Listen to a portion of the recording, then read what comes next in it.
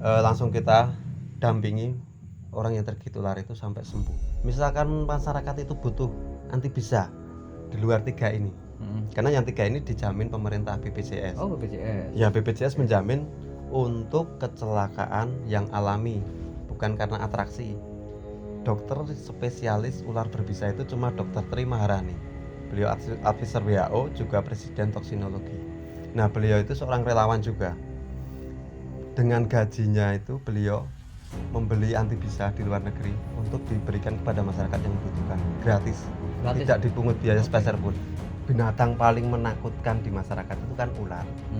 Betul. Kalau ular sudah masuk ke dalam rumah itu kan hebohnya minta ampun. Ada juga mitologi kayak ular weling masuk ke rumah, oh ngelengge kan gitu. Padahal ya seperti itu, memang konflik yang terjadi di masyarakat seperti itu. Betapa takutnya masyarakat soal ular.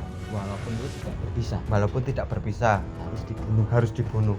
Tetapi dari penelitian WHO yang terbaru, ternyata bisa ular itu masuk ke kelenjar getah bening, bukan di sel darah merah.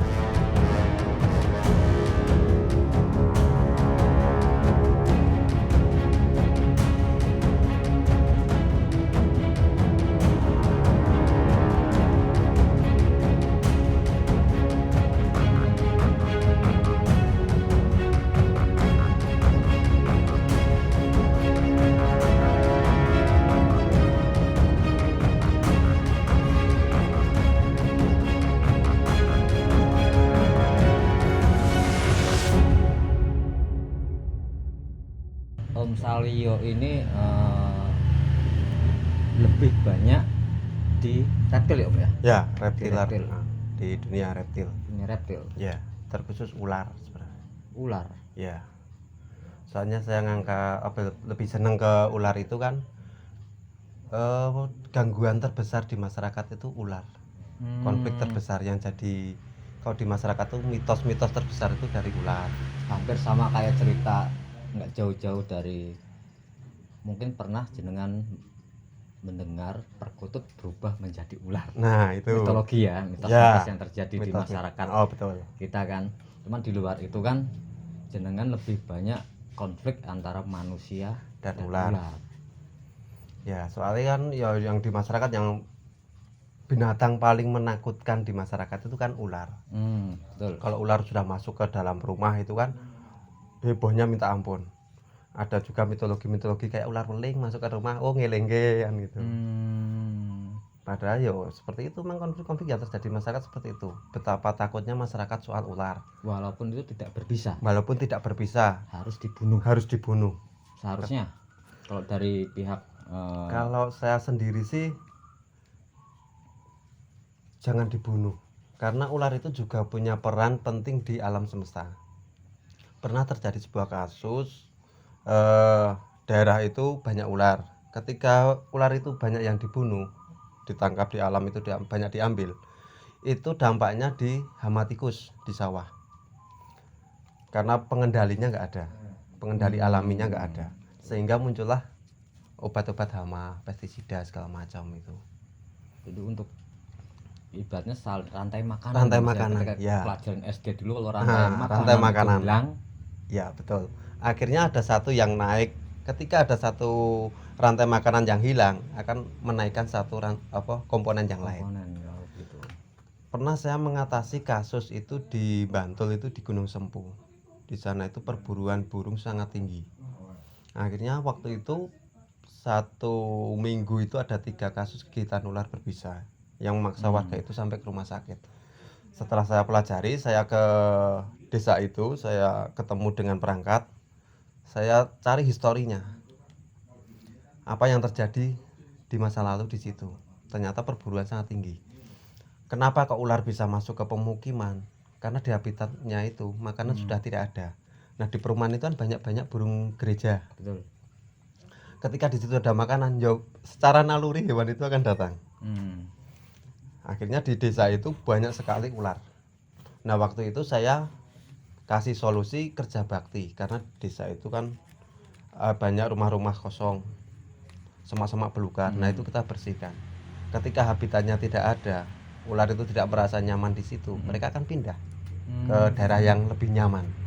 Akhirnya pada waktu itu saya pantau 3 bulan pertama, ular itu sudah tidak muncul lagi, tapi bergeser sekitar 500 meter dari desa itu.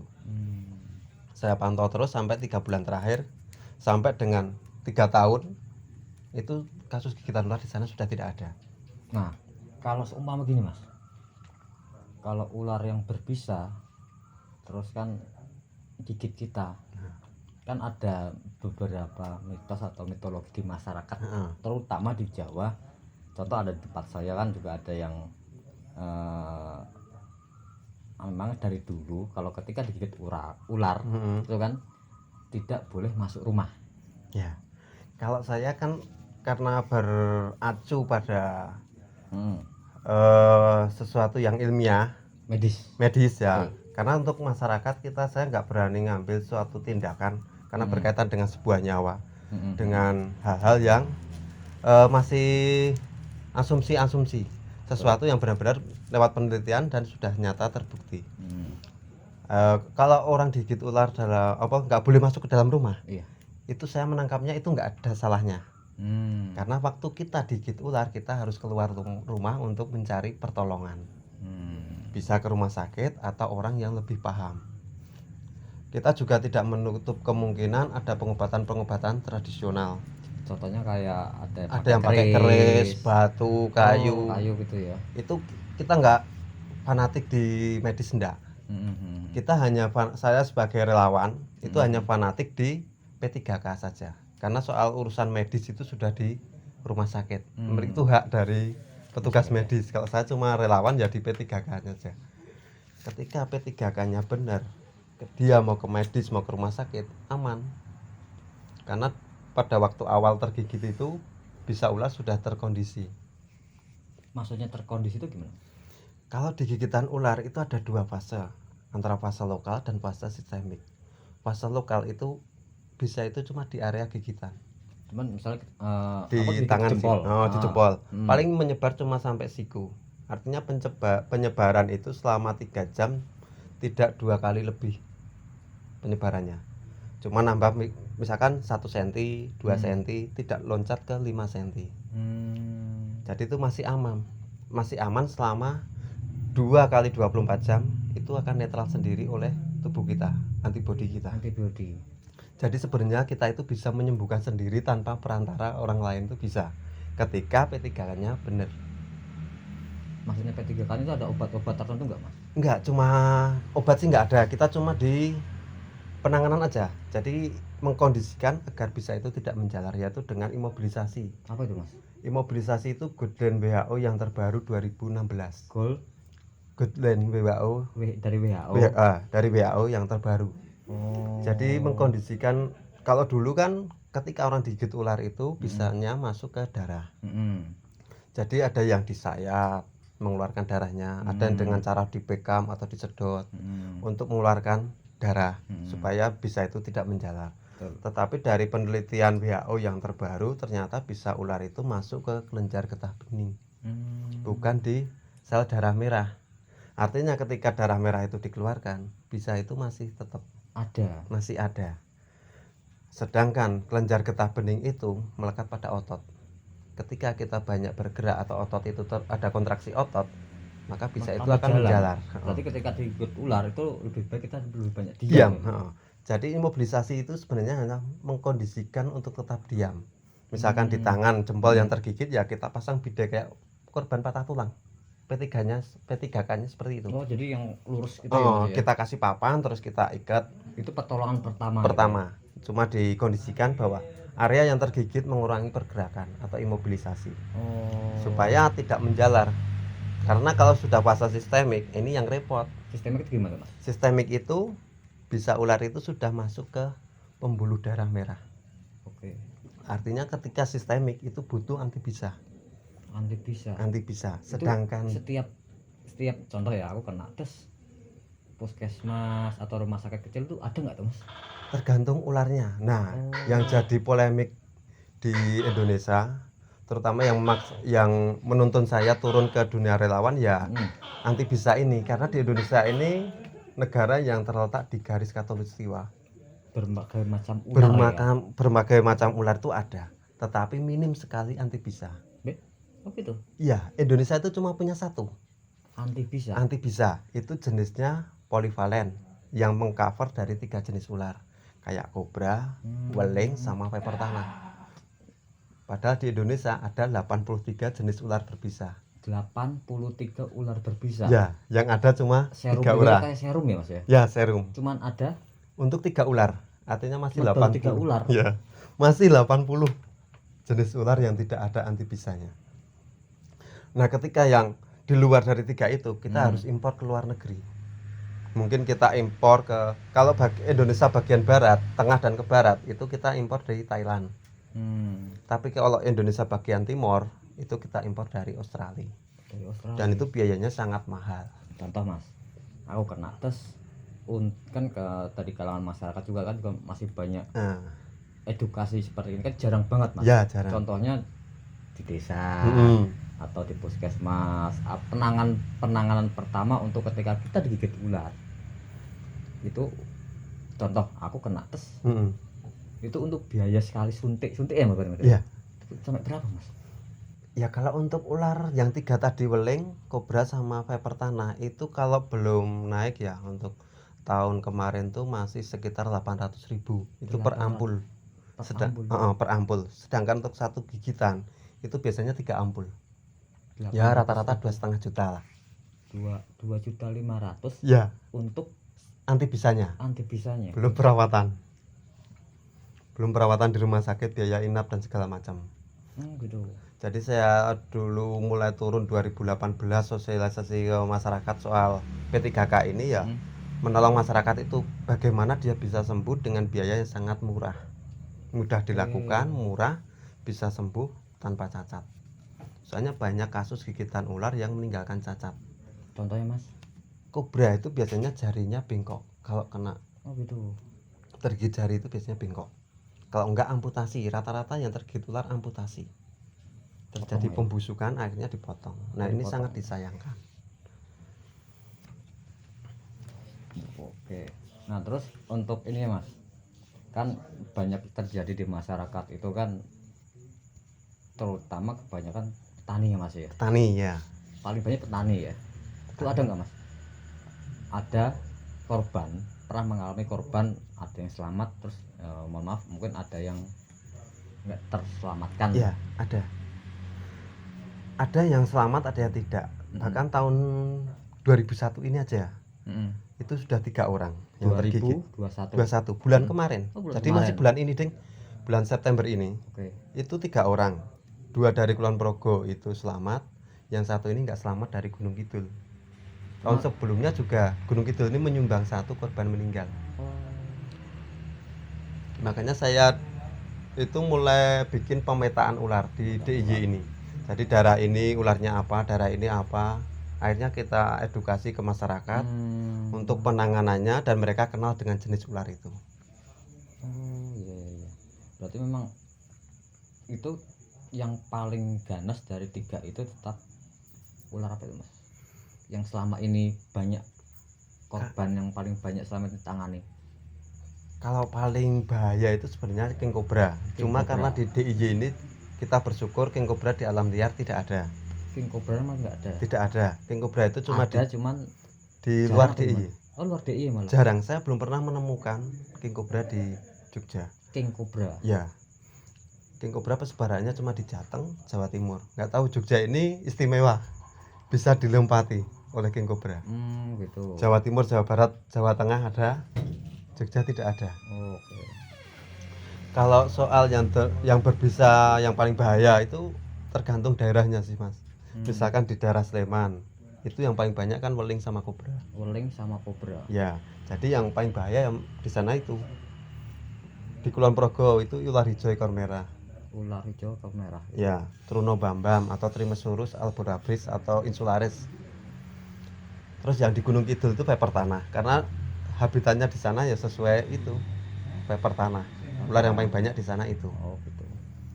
Kalau kita di pedesaan itu kita gampangnya melihat di sini ularnya apa toh? Itu kita melihat alamnya. Oh, daerah ini kering. pasti ularnya menyerupai daerah itu, daun-daun kering kayak fiber tanah itu kan menyerupai daun kering. Motif badannya itu kalau di tanah udah persis banget kayak tanah.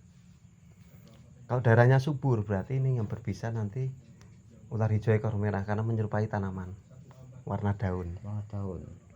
Mungkin daerah lain lagi kobra dan meling. Jadi kalau dulu saya mulai pemetaan itu kan saya mengumpulkan data dari sedikit demi sedikit. Oh, daerah sini ularnya ini. Kenapa ular ini nggak ada di sana dan ular ini nggak ada di sana? Pertama saya petakan dari kondisi alam, dari lingkungan antara kering dan subur. Yang kedua dari ketinggian dari permukaan laut. Kayak kobra itu kan cuma rata-rata di bawah 700 mdpl. Ketika dia di atas suhu 700, di atas ketinggian 700, dia tidak bisa hidup. Oh gitu. Karena suhunya sangat dingin. Jadi tergantung lokasinya. Lingkungan. Nah, ketika mereka ada di situ berarti ada pihak ini campur tangan manusia. Dari penghobi mungkin bisa Mas ya. Bisa penghobi, bisa kegiatan-kegiatan konservasi, tetapi konservasi yang tidak beracu pada akademisi. Misalkan sekarang berarti banyak tuh memang yang bikin konten asal ngeculke gitu. Nah, sekarang kan lagi ramai konten-konten konservasi. Wow, pelestarian, salam lestari.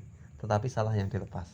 Maksudnya salah Mas? Kok bisa salah, kan kita kan pengen Pelestarian. melestarikan. Nah, jadi kalau di konservasi itu yang pertama kita perhatikan adalah asal usul hewan dulu. Misalkan nih, kita mau melepaskan ular jenis kobra. Kobra itu hidupnya di ketinggian 700 ke bawah. Ketika kita lepas di ketinggian 700 ke atas, otomatis itu akan jadi hewan pendatang. Ini akan berpengaruh pada ekologi di situ, kehidupan ekosistem di situ. Dulunya nggak ada predator kobra, predatornya paling cuma ular, misalkan piton. Ada kobra, nambah satu predator akan mempengaruhi hewan-hewan lainnya ya. Rantai makanan di situ. Makanan juga ya. Ya, cara gampangnya kita berdua. Ketika ada orang yang ketiga, misalkan satu kopi satu gelas itu cukup buat kita berdua. Ketika ada satu orang, kita nggak cukup kan? Kayak wong duwe bojo barang, nek ada orang ketiga mesti bubar. Nah, itu. Ada yang ngomong wong loro, ono wong siji, setan Mas. Nah, ya itu kalau di dunia pelestari emang seperti itu. Gitu. Di konservasi. Jadi untuk melepaskan sesuatu itu memang harus berdasarkan beracu pada akademisi. Benar nggak ular ini apa jenis ini ada di sini? Ini ada enggak? Kalau kita asal ya itu malah bukan melestarikan tapi malah merusak. Contoh kayak aku pengen ngevlog mau melepas burung perkutut. Contoh aku ada 100 atau 1000 gitu Mas. Atau 500. Aku boleh nggak langsung lepas gitu aja? Kalau langsung lepas nggak boleh Mas. Oh nggak boleh? Nggak boleh. Ada undang-undangnya di konservasi itu. Oh. Jadi kita malah bisa melanggar hukum. Malah kita jadi niat baik belum tentu benar ya? Belum tentu benar. Ya nggak? Ya. Berarti ada aturannya ya, undang-undangnya. Untuk melepaskan hewan itu pun ada aturannya. Sangat ramai di dunia animal keeper sendiri. Ketika hewan itu disita, hewan dilindungi disita, kok nggak dilepaskan? Oh betul. Nah, pertanyaannya hewan itu berasal dari mana dulu kan gitu? Asal muasalnya. Asal muasalnya hewan ini asli mana? Kan aslinya mana? Hewan itu kalau itu dibedakan jadi dua, antara endemik dan natif. Endemik itu hanya ada di satu pulau, misal Komodo. Nggak bisa dilepas di Sumatera, Kalimantan nggak bisa, karena itu satwa endemik. Asli sana ya? Asli sana, cuma dari Pulau Komodo. Beda dengan ular piton, sanca kembang, itu natif, karena ada di beberapa pulau, Sumatera, Kalimantan, Jawa, Madura, Sumbawa itu ada. Tapi nggak bisa dilepas di Papua. Oke. Berarti nggak asal ngelepas, cuman salam lestari ngejolke. Nah, itu enggak 1000 ular kobra. Nah, salah tempat. Sebelum kita ngelepas ya banyak sekali sih dasar-dasar konservasi. Pertama kita harus lihat populasinya di situ. Misalkan memang perkutut, di Jogja itu ada perkutut kok. Kita mau pelestarian ngelepas 1000 perkutut. Oke. Nah, pertanyaannya di Jogja ini populasi perkutut sedikit atau banyak? Jangan sampai nanti ketika kita lepas malah menjadi masalah baru. misalkan hama pertanian kayak kasus emprit. Emprit yang kemarin. Nah, itu jangan sampai nanti justru tindakan kita malah menimbulkan masalah baru. Niat baik belum Niat tentu benar. benar. Nah, seperti itu. Kalau konservasi emang nggak semudah itu sih yang kita pikirkan. Salam lestari, misalnya kita bikin konten Oke. banyak sekali konten pelestarian. Bahkan kemarin saya lihat itu ikan itu juga seperti itu. Ikan predator cemplung ke kali opak, salam lestari. Ya, rata-rata nila. Ikan nila. Ya, ikan nila karena mudah didapat dan harganya murah. Akhirnya pelepasan di sungai pelestarian. Banyak daerah-daerah di Jogja ini pengantin yang ketika acara resepsi itu mereka pelestarian melepaskan ikan nila. Itu salah atau benar, Mas? Ikan nila itu dari Amazon. Artinya bukan ikan lokal sini. Jadi ikan nila selama ini yang kita yang masyarakat tahu itu ikan nila itu kan pelepasan ternyata bukan asli endemik Indonesia, bukan. Asli Amazon. Ya, itu dari luar. Oh gitu. Iya. Jadi ketika hadir di sini ya seperti orang ketiga yang ngopi tadi. Akhirnya ikan lokal kita. Memang benar ikan nila itu bukan predator. Oke. Kalau dulu kan spesies invasif itu predator. Ternyata bukan. Ketika mereka mengganggu keseimbangan alam di situ, mereka sudah invasif atau negatif keberadaannya. Ikan-ikan yang kecil yang makanannya sama dengan nila akan kalah persaingannya, karena nila itu kan cepat banget reproduksinya, perkembangannya cepat. Seharusnya Mas, masyarakat kan belum tahu kalau untuk acara ritual habis mantenan yang bagus itu ngecul kayak apa Mas? Ya, kalau untuk area Jogja sendiri lah atau area-area yang lingkungan Indonesia endemik Indonesia itu. Ya, kita lihat aja di daerah mana dulu mereka. Misalkan di daerah saya yang sering dilihat di situ ikan apa? Ikan lokal. Misalkan wader, ya udah itu lepas wader. Ikan helm, ya udah ikan helm. Seperti itu. Soalnya beda daerah juga beda. Beda endemik hewannya sendiri ya. Setiap ketinggian lokasi itu dari permukaan laut akan berbeda hewannya. Oke. Berarti memang ada aturan-aturan itu juga ya Mas. Contoh kayak tadi yang sampaikan bahwanya kalau kita kegigit ular juga pun ada sebab akibat juga ya. Sebab akibatnya ada. Banyaknya ular di lingkungan kita itu sebabnya juga dari kita sendiri. Analisa kan. Campur tangan manusia kan. Karena kalau saya itu mengatasi konflik satwa liar ya biasanya saya flashback ke 5 tahun 10 tahun yang lalu.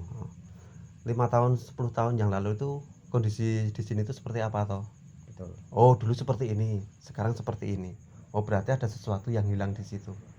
Yang harus kita munculkan. Untuk pesan untuk teman-teman kita di pecinta salam lestari atau dari masyarakat umum atau dari beberapa komunitas bisa sampaikan nggak Mas? Untuk ketika kita di soal tadi kita udah dibahaskan tentang nggak sembarangan lepas. Pertama poinnya itu yang saya mau sampaikan, kita sampaikan itu nanti ke masyarakat ketika digigit ular Mas. Ketika kita digigit ular pokoknya langsung aja imobilisasi seperti korban patah tulang. Itu sudah pertolongan paling mudah dan aman. Satu. Yang kedua, segera ke layanan kesehatan. Rumah sakit bisa, puskesmas bisa. Nanti dari rumah sakit itu akan ada penanganan khusus secara medis. Berarti lebih langsung cepat kalau secara medis gitu ya Mas? Ya. Yang ketiga, bisa hubungi orang yang lebih paham, bisa relawan atau pecinta ular. Contohnya Mas, ada apa hari nomor atau nama relawan itu? Bisa, kalau nanti langsung kontak aja, masuk di grup Facebook kita atau di Instagram kita Animal Keeper Jogja. Itu kita online Animal Keeper Jogja. Itu kita di Facebook ada, di Instagram ada. Langsung kontak aja di situ. Nanti akan kita respon. Langsung kita dampingi orang yang tergigit ular itu sampai sembuh. Misalkan masyarakat itu butuh antibisa di luar 3 ini.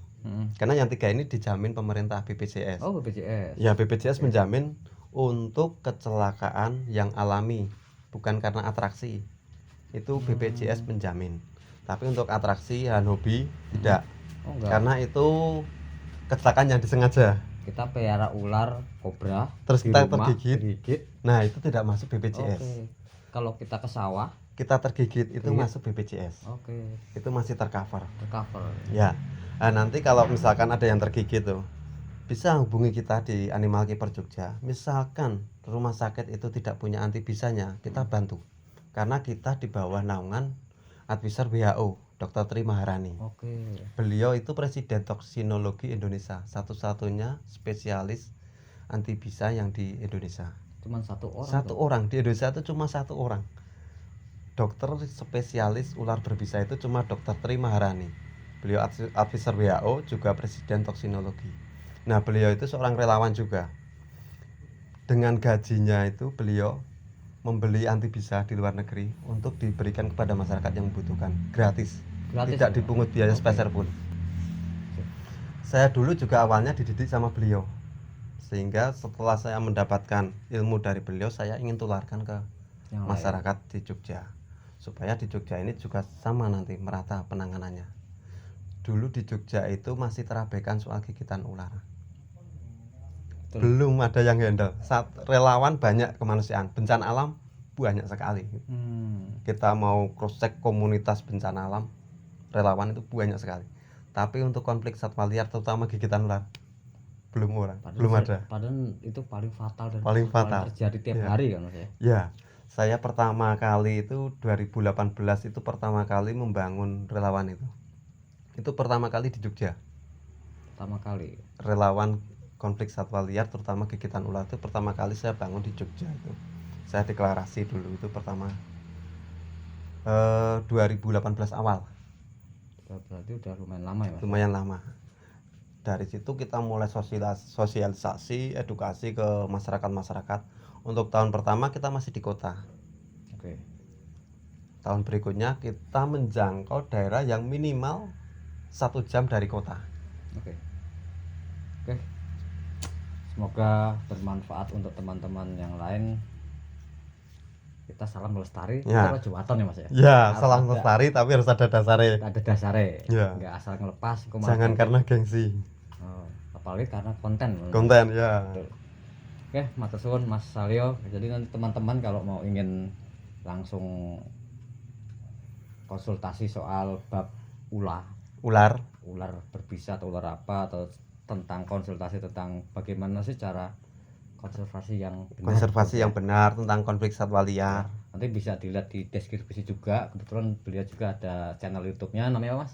Bocah semedi. Wah, serem, bocah semedi.